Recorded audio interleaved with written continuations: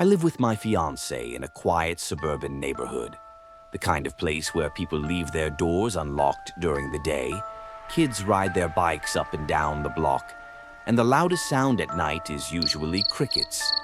Our house isn't huge, but it's cozy, a single story with a small attic and a finished basement. It sits at the very end of the street, right beside a patch of woods that gives the place a little more privacy than I sometimes want.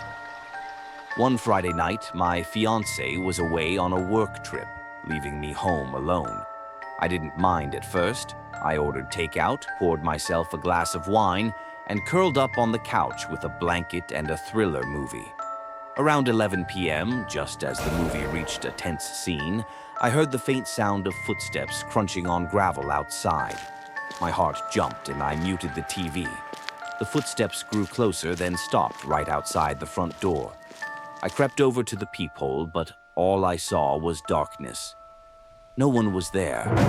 I convinced myself it was just a jogger or someone passing by, but then came a soft knock on the door. Slow, deliberate, followed by a man's voice. "Hello? Can you help me? My car broke down." Every instinct in me screamed not to open the door. I stayed silent, praying he would just walk away. After a long moment of silence, I thought he had gone.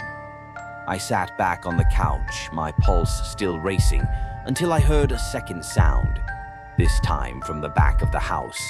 A tap against the sliding glass door that led to the patio. I grabbed my phone and turned off all the lights. Through the gap in the curtains, I could just barely make out the shadow of a man standing outside the glass, motionless. He didn't knock again. He just stood there, watching. I dialed my fiancé, whispering what was happening, but his voice on the other end was muffled and half asleep. He told me to call the police immediately.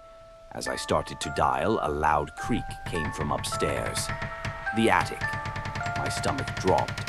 The attic wasn't even accessible without pulling down the ladder in the hallway. There was no reason anyone should be up there.